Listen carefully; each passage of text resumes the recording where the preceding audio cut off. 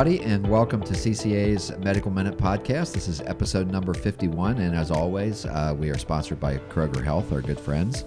And I am honored to be here today with my colleagues who I often am with, Jill Hunt, our oncology nurse practitioner, and my co-host and colleague, Sherry Hughes. And Sherry's appearance today is of particular importance because we're kicking off Breast Cancer Awareness Month. And I don't know if you've heard or not, but that's October. But in case you live under a rock. Yeah, in case you live under a rock. All things pink all month long, right? Exactly. So, and we have another breast cancer survivor here at Cincinnati Cancer Advisor as well. So, and that's my wife, Diana. So this hits home for me as well. So we wanted to talk to Sherry today just about her experience, and we'll talk about that in the context of talking about breast cancer. Yeah. And the importance of that disease and what's going on with treatment, and Joel will be able to shed some light on that. So, Sherry, it sounds weird to say welcome, but welcome. But thank you very much. Actually, I'm delighted to be here because I'm a survivor. Yeah. You know, I was diagnosed with invasive ductal carcinoma, that's breast cancer, in July of 2019. Okay. And just a little recap of my experience. There was nothing wrong with me whatsoever. I was just, healthy, ate well, exercising. I mean, in fact, I was like really taking it to the other level. But I was advocating for myself, trying to make sure that I was keeping up with what was going on in the world of breast cancer, making sure that I was getting my mammograms and doing my self-breast exams. I mean, I think I did the self-breast exam more than once a month, and because I have a family history. I lost my mom to breast cancer. And in my advocacy, I started asking questions. I have a great OB-GYN that really takes time to listen to me and talk about, my health. And we started just having conversations, and it led me to the breast MRI. Okay. I got the breast MRI as a second baseline, if you will, Jill, because I had been getting the 3D mammogram every year without fail, and it was always coming back clear.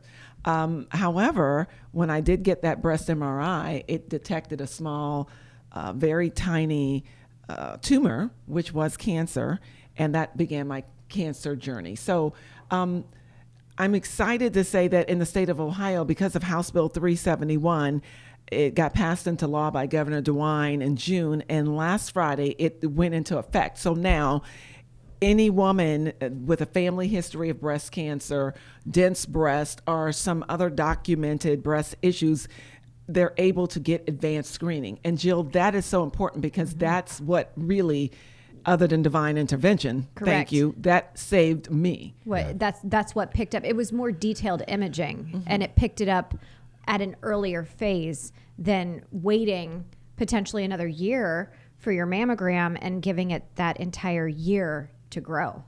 Yeah, and also to point out that Sherry is a little bit humble about this, but you were a lobbyist for that. Oh, yeah. I helped a good amount to do with that being passed. Yeah, which just we one appreciate. small voice there, but it took the whole village, and we got it done, and that's what's most important. And I don't think anybody would ever describe your voice as small. You beat me to that. You beat me to that one, by the way. But anyway, interestingly enough, so Katie Couric was revealed yesterday her breast cancer diagnosis, and she has dense breast tissue. So that caught my attention this morning. And I don't know if you know this or not, but due to Sherry's TV connection, she's going to get Katie Couric to come on our podcast, I think, as well. If I can do that, then, oh man, I'm telling you, that I don't know how humble I would be. Really tell her that we'll buy her a Delta Comfort ticket, and we'll put her up at the Residence Inn, and it's all good. Or better yet, we could take our CCA Kroger Health Medical Minute on the road. Yeah, maybe. And we could go to her and record there. I like and that talk idea. about it. But let's also, I did have a point other than just being my usual self.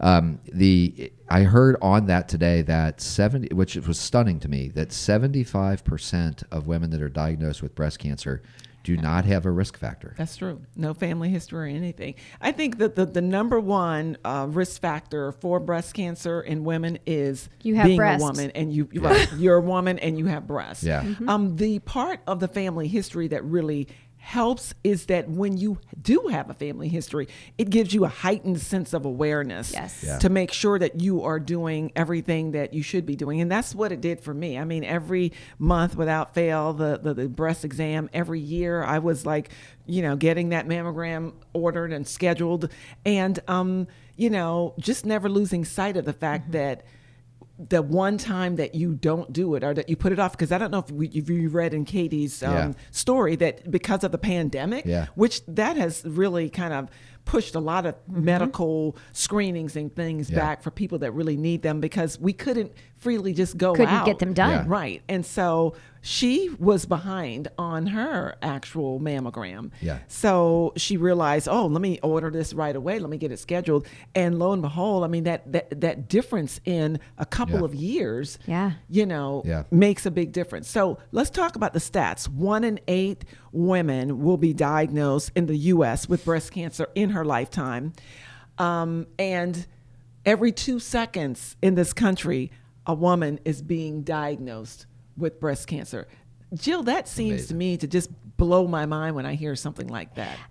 The thing of it is that when you statistically look at just the sheer numbers, and I think sometimes they really like to drive it home, like with that whole every 2 seconds, a woman is diagnosed with breast cancer. That makes you take some pause and realize, there was one.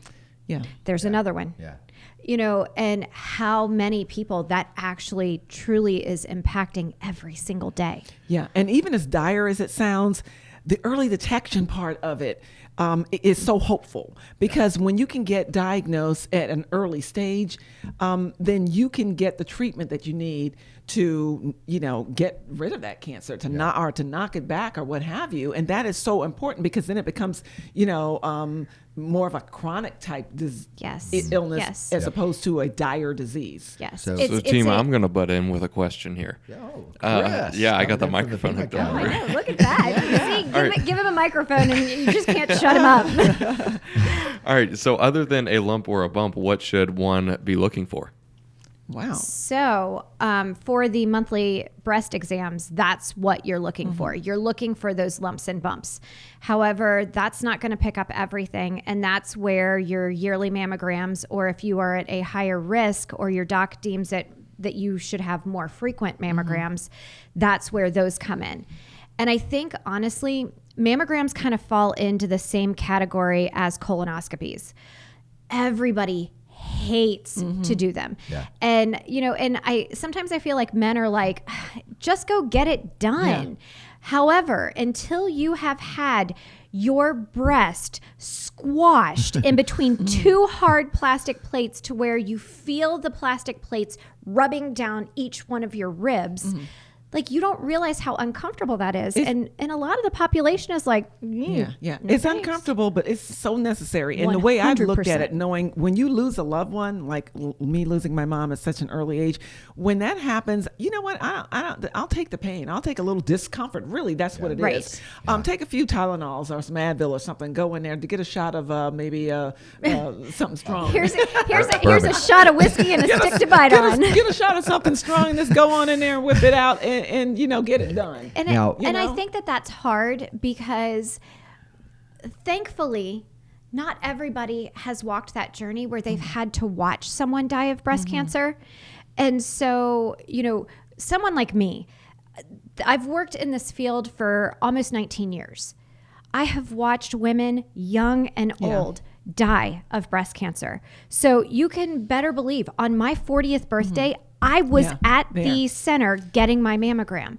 But when you don't, I just feel like society definitely has that, it won't happen to me. Yeah, that's true. Nobody in my family has it. And what people don't understand is that family history has to start somewhere. That's right. And before my mom was diagnosed, we didn't have any family history of any of our females that I could go back into the great grandmothers. None had breast cancer. So the history started with my mother, and then it became my history. And thank God I was able to have early detection and to get something that saw it just kind of like out of the blue and get the treatment. I had 6 rounds of aggressive chemotherapy, which is considered neoadjuvant. Then after that, That's a fancy word. Yeah, that is a fancy word. Neoadjuvant is a fancy it medical up. word. Back it And up. so what neoadjuvant means is that it's in preparation of deeming her cancer free, but the chemotherapy is actually given before she goes for the surgery. Yes. And then, in an effort to shrink Yep. the tumor. My tumor was small to begin with. And that course of treatment that I had, which consisted of Cinvanti, Paraplatin, Taxotere, Perjeta, and Herceptin, at the end of my treatment, I had a complete pathological response, which doesn't happen all the time, but it happened for me. And that meant they couldn't find a cancer tumor, and they couldn't even find any cancer. But you're still not out of the woods. No. Because then I had an additional year of more adjuvant therapy. That's after the first round. and then essentially that's for patients that they are cancer free, and that year of what's called adjuvant treatment is essentially an insurance policy. It is treatment that is given to ensure that the cancer doesn't come back. And in most cases, it works. However, in some cases, it doesn't. So I took it a step further, and I went to Nerlynx, which is a prescription medication for women with HER2 positive breast cancer. I did an additional year of that.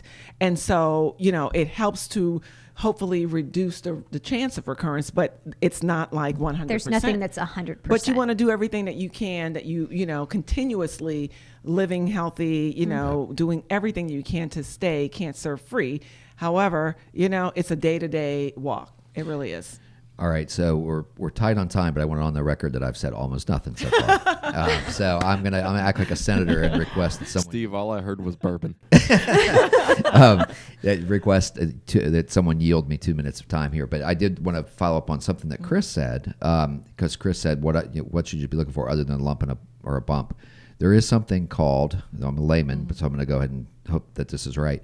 There's something called inflammatory breast cancer. Yes. Now that's a whole different can of worms, right? beast. Okay. Yes. But that's something that comes on quickly. Yes. You'll know you've got a problem. Yes. Okay. You actually, because it is so rapidly progressing, most women who are diagnosed with inflammatory breast cancer will have changes in the skin.